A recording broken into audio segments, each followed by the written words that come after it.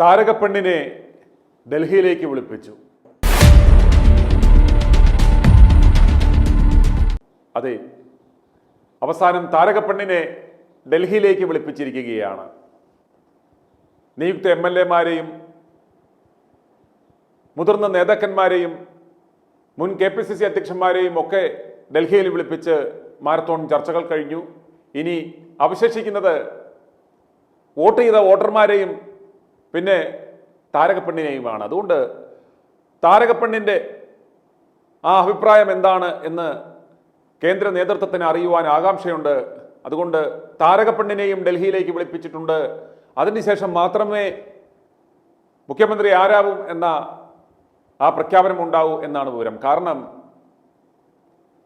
മുഖ്യമന്ത്രിയായി പ്രഖ്യാപിച്ച ശേഷം താരകപ്പെണ്ണ് കളത്തിലിറങ്ങിയാൽ അത് പാർട്ടിക്ക് നാണക്കേടാകും എന്ന് മനസ്സിലാക്കിയാണ് താരകപ്പെണ്ണിൻ്റെ ആ മനോഗതം എന്തെന്ന് അറിയുവാൻ AICC തീരുമാനിച്ചത്.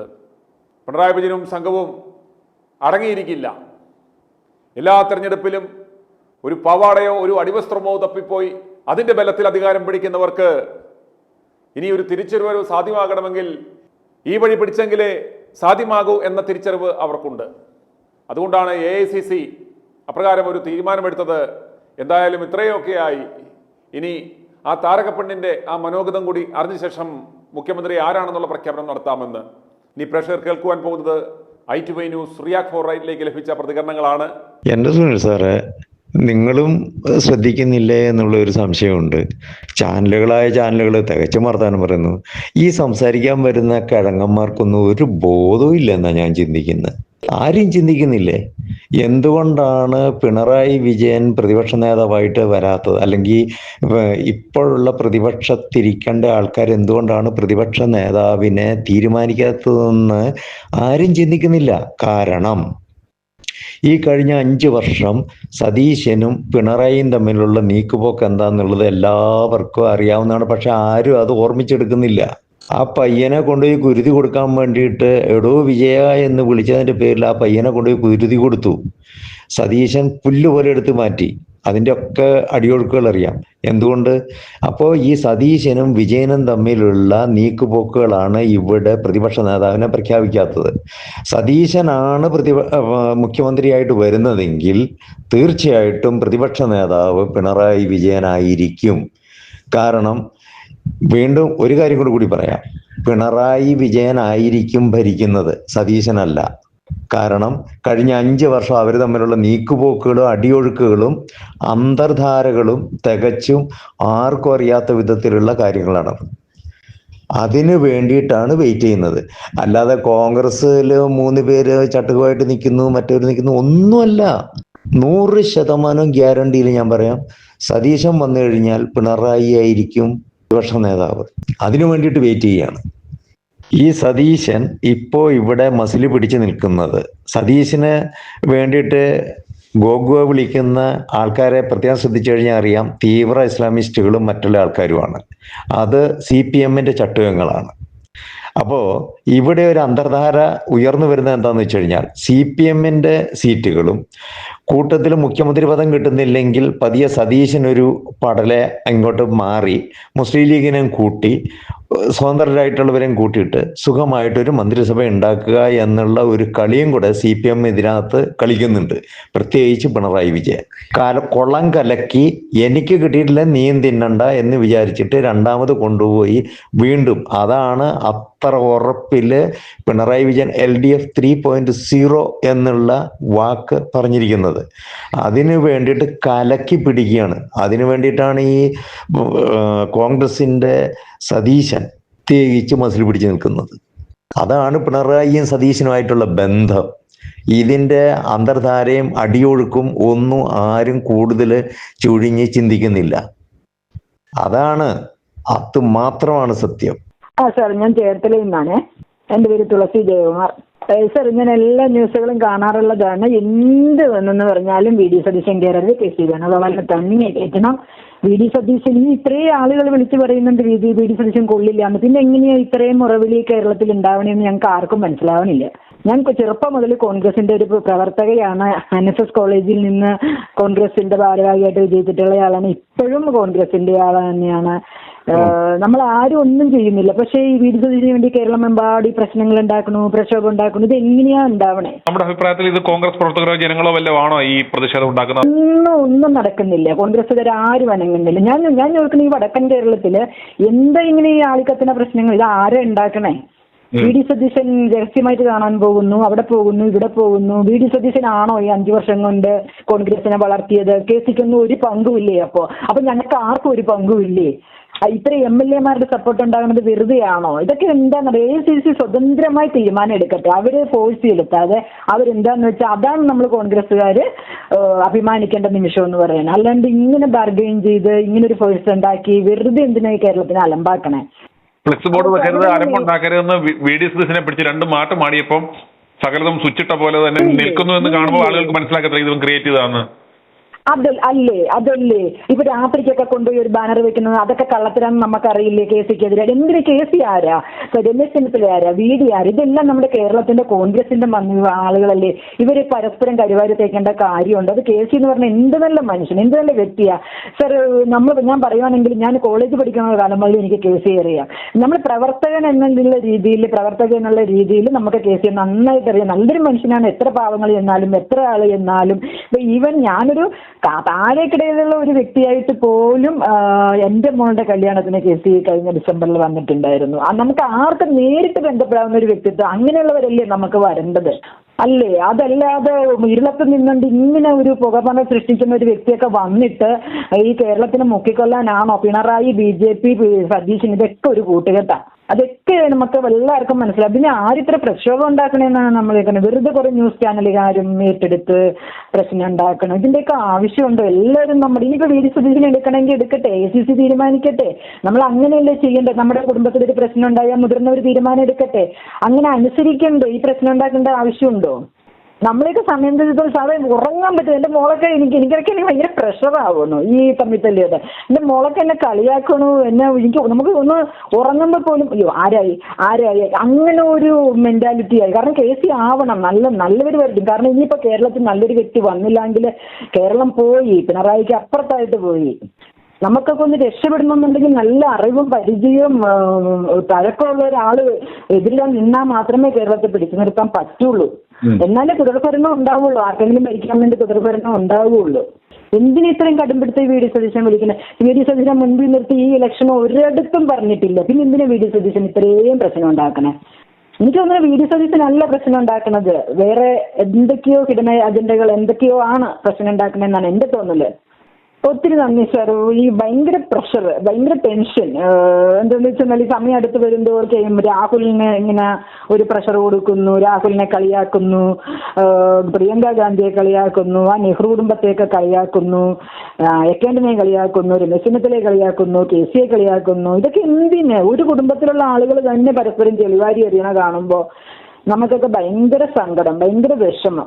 ഈ 3 മതവാദങ്ങളോടൊപ്പം ചേർന്ന് BJP-കാരനെ കൊണ്ട് കൊടുക്കല്ലോ ഇവന്മാർ കേരളത്തിലെ ആൾക്കാരെ. ഇവന്മാര് ഒന്നും ഗുണം പിടിക്കത്തില്ലല്ലോ. ഇവൻ വി ഡി സതീശൻ അവൻ ഒട്ടും മാറത്തില്ലല്ലോ. അവന്റെ ാണല്ലോ അവനിരിക്കുന്നത്. ഒരു മനുഷ്യനും ഇത് ഇത്രമേൽ കൊണ്ടുപോയ ഇനി ഇത് ഏതവനാലും ഇവന്റെ അവസാനത്തെ മുഖ്യമന്ത്രിയാ കേരളത്തിലെ കോൺഗ്രസിന്റെ. അവന്റെ അവസാനത്തെയാ. നിലവിലെ സാഹചര്യത്തിൽ ഈ VD ആകരുത്, സതീശനാകരുത്. സുനിലെ സതീശൻ എന്ന് പറഞ്ഞാൽ പിണറായിയുടെ അവൻ ഏകാധിപതിയാണ്. അവന്റെ സ്വന്തം കാര്യം മാത്രം നോക്കുന്നവനാ. ഏതും അവൻ പിന്നെ ചെയ്യും. അവൻ അത്രയ്ക്കും നികൃഷ്ടനാണ് വി ഡി സതീശൻ. അവന്റെ കാര്യത്തിന് വേണ്ടി എന്താ ചെയ്യും? അവനെ ഈ പിണറായിക്കാളുടെ മോശമായൊരു മുഖ്യമന്ത്രിയായിരിക്കും കേരളത്തെ. അവൻ ഈ പറഞ്ഞ പോലെ ഒന്നിക്കൊണ്ട് എവിടെങ്കിലും കൊണ്ട് അത് കുഴിച്ചിടും, അല്ലെങ്കിൽ അവനായിട്ട് ചത്തുടുന്നു. ഞാൻ കണ്ടതില് ഈ കോൺഗ്രസിൽ ഇതുപോലൊരു പിഴച്ചവനെ ഞാൻ കണ്ടിട്ടില്ല. ഇത്രയും ഒരു സ്വയം നിലവാദിയെ ഞാൻ കണ്ടിട്ടില്ല. രമേശായാലും കുഴപ്പമില്ലായിരുന്നു ഒരാളവന്, അവനും ഗുണമല്ല. നിലവിലെ സാഹചര്യത്തിൽ ഇവന്മാർ കിടന്നാലും തമ്മിൽ അടിക്കാതിരിക്കാന് എന്തുകൊണ്ടും ഇയാൾ വരുന്നതാണ് നിലവിലെ സാഹചര്യത്തിൽ നല്ലത്. അതിപ്പം ഇവന്മാരെ ഇപ്പൊ ഈ വി ഡി സതീശന് കൊടുത്ത കൊണ്ട് ചെന്നിത്തല വിടത്തില്ല, ചെന്നിത്തലയ്ക്ക് കൊടുത്താൽ VDക്ക് വിടത്തില്ല. ഇപ്പൊ ലീഗിനൊക്കെ മുൻകൈ വന്നത് കണ്ടില്ലേ? 23 വരെ വെച്ച് 63കാരനെ വില പേശുന്ന കണ്ടില്ലേ? സുനിൽ ഇതിന്റെ എല്ലാം എഫക്ട് എന്ന് തുടങ്ങിയാന്നറിയാവോ? ഇവനെ അടിച്ചപ്പം പോലുള്ള പ്രശ്നം ആരെയാ? നമ്മുടെ മാങ്കുട്ടത്തിനെ എന്നിവൻ, അതായത് എന്റെ ദാർഷ്ട്യത്തിൽ ഞാൻ ചെയ്യുന്നതാണ്, എന്റെ തീരുമാനമാണ്, എന്റെ യുക്തിയാണെന്നും പറഞ്ഞ് അന്ന് മുതലാണ് ഈ ചെറുപ്പക്കാർ പിന്നെ ഇപ്പോഴത്തെ പുതിയ MLA-മാർക്കെല്ലാം അവനോട് ദേഷ്യം വന്നത്. അറിയോ? അന്ന് ഇവനെ എതിർക്കേണ്ടതല്ല. അന്ന് ഇവനെ എതിർക്കേണ്ട നീ ആരാടാ? നീ വന്ന് KP KPCC പ്രസിഡന്റാണോ? അവന് MLA ഇതിനകത്ത് അസംബ്ലിക്കത്തെ കാര്യം നോക്കിയാൽ പോരെ. അതുകൊണ്ട് ഇവനെ സസ്പെൻഡ് ചെയ്യാൻ എങ്ങനെ ഒരു കാര്യം ചോദിക്കാതെ പറയാതെ? അത് അന്ന് മുതലുള്ള ധാർഷ്ട്യമാണ് അവന്. അന്നേ ഇവർ ചോദിക്കണ്ട, ചോദിച്ചിട്ട് നീ ആരാന്ന് ചോദിക്കേണ്ടതായിരുന്നു. ഇത്രയും വിട്ടുകൊടുക്കരുത്. ഇപ്പൊ 10-47 പേര് ഇവന് വേണ്ടി ഒപ്പിട്ട് കൊടുത്തല്ലോ. ആ 47 പേര് അന്ന് നിന്നായിരുന്നെങ്കിൽ ഇവൻ അന്നേ പറന്നു പോയിനെ അവന്റെ ഇതും കൊണ്ട്. അറിയോ, സമയത്തിന് ഉപയോഗിക്കണമായിരുന്നു. അതാണ് ഒന്നത് തെറ്റ്. കേസ് വന്നാൽ നല്ലതായിരുന്നു. എനിക്ക് ഇവന്മാരെ രണ്ടിനും പിടിക്കത്തില്ല. കാര്യം ഇവന്മാർ രണ്ടും വളരെ മോശമാണ്. ഏതായാലും എനിക്ക് സതീശൻ ഒന്ന് ഒഴിഞ്ഞു കിട്ടിയാൽ മതി. അവൻ ഭയങ്കര അഹങ്കാരിയാണെന്ന്. ഇപ്പം ഭയങ്കര അഹങ്കാരി എന്ന് പറഞ്ഞാൽ ഇതുപോലത്തെ അഹങ്കാരി അങ്ങനെ കിട്ടില്ല. എല്ലാവരെയും മൊത്തം ഇപ്പൊ പിന്നെ അതായത് നമ്മളെ ആൾക്കാർ മണ്ടന്മാരായി. ഇപ്പൊ ഈ ജയിച്ചത് ഇവന്റെ അവന്റെ ഗുണം കൊണ്ടാണോ? ഈ പിണറായിയുടെ ഗുണം കൊണ്ടാണ് ഇത് കിട്ടിയത്. അല്ലെങ്കിൽ കിട്ടുന്നില്ല. പിണറായി നശിച്ചു പോകാനെ കൊണ്ട് അവന്റെ കയ്യിൽ നിന്ന് എങ്ങനെങ്കിലും കേരളം ഒന്ന് വിജയം കുഞ്ഞുകുട്ടി ആപാല് വൃത്തം പെണ്ണുങ്ങൾ പോലെ എല്ലാം കൊണ്ട് വോട്ട് ചെയ്ത് എങ്ങനെങ്കിലും ഒന്ന് മാറണമെന്നും പറഞ്ഞു. അതിപ്പോ അതിന്റെ ചേട്ടനായത്. ഇതിപ്പം BJP അടുത്ത പ്രാവശ്യം വരാൻ പോകുന്ന ഇവന്റെ അവസാനത്തെ ലാസ്റ്റ് മന്ത്രി ആയിരിക്കും ഈ കോൺഗ്രസിന്റെ കേരളത്തിലെ. അത് BJP കൊണ്ട് കൊടുക്കുക. ഇപ്പൊ തന്നെ ഈ BJP വരാൻ കാരണം തന്നെ അത് തന്നെ. ഈ പിണറായിയുള്ള ഇതിൽ എങ്ങനെങ്കിലും പൊട്ടമുണ്ടായിരുന്നു. അല്ലെങ്കിൽ അവരൊന്നും പറയേണ്ട കാര്യങ്ങളില്ല. ഇതിനെല്ലാം കാരണക്കാരൻ ഈ VD സതീശനാണ് ഇത്രയും നശിപ്പിച്ചത്. ഞാൻ ആലുവയിൽ അല്ല സാറേ, സതീശനല്ലേ ഈ മുഖ്യമന്ത്രി പിണറായി വിജയൻ സപ്പോർട്ട് തന്നെയാണ്. അത് സമ്മതിച്ചു. ഒന്നിനുപോലും എതിർത്തിട്ടില്ല. എനിക്ക് വിഷമം കൂടുതലെന്ന് പറയാമോ, അവസാനം എന്താണ് അതിദാരിദ്ര്യം ഇല്ല എന്ന് പറഞ്ഞൊരു പ്രഖ്യാപനം നടത്തിയായത്. അതിനും ആ മനുഷ്യൻ സപ്പോർട്ട് ചെയ്തു സാറേ. അയാൾക്ക് ആ വീടിക്ക് അറിയത്തില്ല കേരളത്തില് എത്ര പഞ്ചായത്ത് ഉണ്ട്, എന്താണ് അവരുടെ ജീവിതം എങ്ങനെയാണെന്ന് പോലും അറിയാത്ത ഒരു കിഴങ്ങനാണ് സാർ, വൃത്തികെട്ടവനാണ് സാറ്. പിന്നെ മറ്റത് പറയാം, എന്താണ് രാഹുൽ മാങ്കൂട്ടത്തിനെ അയാൾക്ക് അധികാരം കിട്ടി കഴിഞ്ഞപ്പോൾ അവനെ പുറത്താക്കിയതാണ് എന്ത് സ്ട്രോങ് ആയിട്ട് അയാൾ പറയണത്. എന്നിട്ട് എപ്പോഴും പത്രത്തിൽ TV രാഹുലിനെ പൊതിഞ്ഞു കെട്ടി പോലീസ് കൊണ്ടുപോകുന്നതൊക്കെ സത്യത്തിൽ സാറേ ഞാൻ വിചാരിച്ചു ആ മനുഷ്യൻ ആത്മഹത്യ ചെയ്യും എന്ന് തന്നെയാണ് വിചാരിച്ചത്.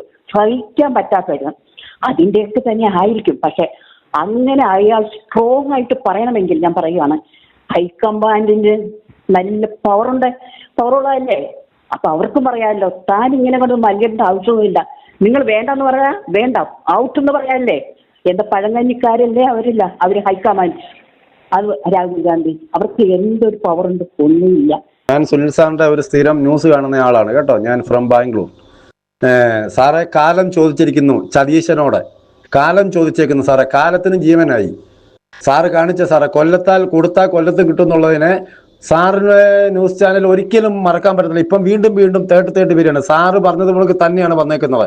ആ പാവം പിടിച്ച രാഹുലിനെ ഇവൻ ചവിട്ടിത്താത്ത് ഇവന്റെ മേളിൽ സംസാരിക്കുന്നവനെയും ഇവന്റെ മേളിൽ പൊങ്കാല ഇടുന്നവരെയും ഇവൻ മേളിൽ കൊണ്ടുവരത്തില്ല. കാരണം ഇവൻ തന്നെയാകണം മഹാരാജാവ് കേരളത്തിന്റെ, ഇവൻ തന്നെയാകണം കേരളത്തിന്റെ മുഖ്യമന്ത്രി.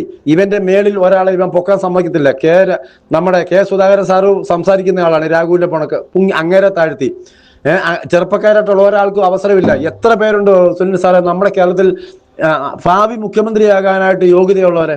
നമ്മുടെ ഷാഫി, നമ്മുടെ രാഹുൽ മാങ്കൂട്ടം, വിഷ്ണുനാഥ്, അങ്ങനെ എത്രയോ പേര്. എന്തുകൊണ്ടാണ് ഈ ചെറുപ്പക്കാർ പൊങ്ങി വരുന്നത്? ഈ കടുംപട്ടുകൾ, കടും കാളകള്, ഈ VD മറ്റേ K മുരളീധരൻ, ഈ ഉണ്ണിത്താൻ, ഈ VD സതീശൻ, അങ്ങനെയുള്ള ഓരോ കടുംപട്ടുകൾ മുതുകാളകൾ മാറിയിട്ട് സാറെ ചെറുപ്പക്കാർക്ക് അവസരം കൊടുക്കണ്ടേ? അത് ഇവന്മാര് ചത്തുകൂടി പോകാതെ ചെറുപ്പക്കാർക്ക് അവസരം കിട്ടുകയില്ല. രാഹുലിനോട് കാണിച്ചതിന് സാറെ കാലം ചോദിച്ചേക്കുന്നു, ഒരിക്കലും ഇവ മുഖ്യമന്ത്രി ആകരുത്. KC വേണുഗോപാലാണ് മുഖ്യമന്ത്രി. എന്നാലേ രാഹുലിനോട് ചെയ്തതിനെ പൊറുക്കുള്ളൂ. അതിന്റെ കാലം ചോദിച്ചേക്കാണ് സാറേ. ഞങ്ങൾ കണ്ണിൽ എണ്ണ ഒഴിച്ച് പ്രാർത്ഥിക്കുകയാണ് KC വേണുഗോപാൽ മുഖ്യമന്ത്രിയാകാൻ വേണ്ടി.